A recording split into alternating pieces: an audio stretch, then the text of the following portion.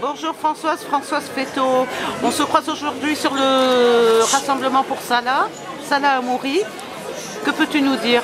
Eh bien, malheureusement, aujourd'hui, on est encore obligé de revenir dans les rues de Dijon pour parler de Salah Hamouri. Salah, qui a 27 ans, devrait être libéré lundi 28 novembre, comme c'est prévu par son jugement, des prisons israéliennes. Malheureusement, depuis cet été, le gouvernement israélien a fait voter la loi dite loi Shalit, qui durcit leurs conditions d'emprisonnement, allonge leur durée d'emprisonnement. Donc Salah ne pourra pas sortir de prison lundi comme c'est prévu.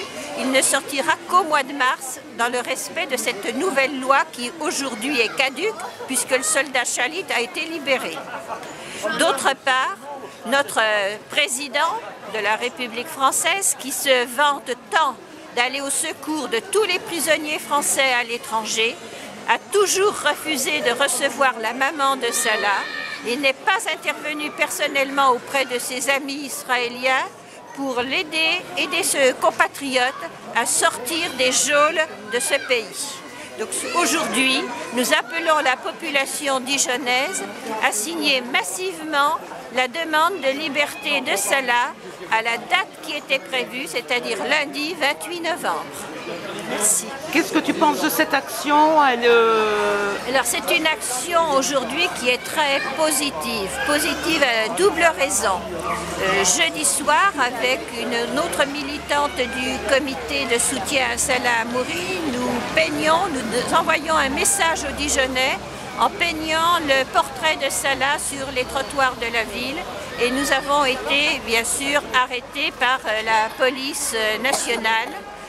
Aujourd'hui, la population répond favorablement à notre appel en signant massivement la pétition que nous avons mise à sa disposition, pétition qui demande avec nous que Salah soit libéré dans les temps qui avaient été dits dès le départ de sa captivité.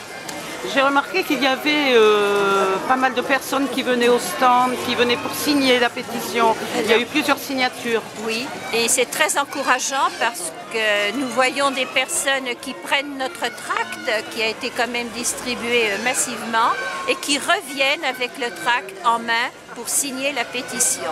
Donc ils viennent en connaissance de cause. Ce ne sont pas des signatures pour nous faire plaisir.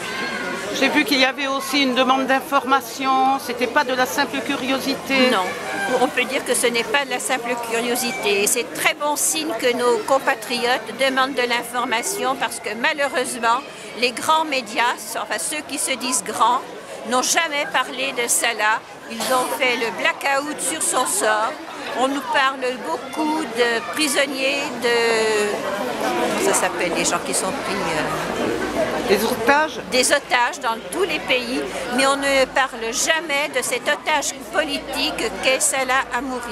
Actuellement, toutes les semaines, on peut entendre sur les chaînes de France 2 ou de France 3, tous les jeudis, je crois, un rappel du nombre de prisonniers dans les pays du monde. Alors, dans le nombre qui est donné, Salah n'est pas décompté.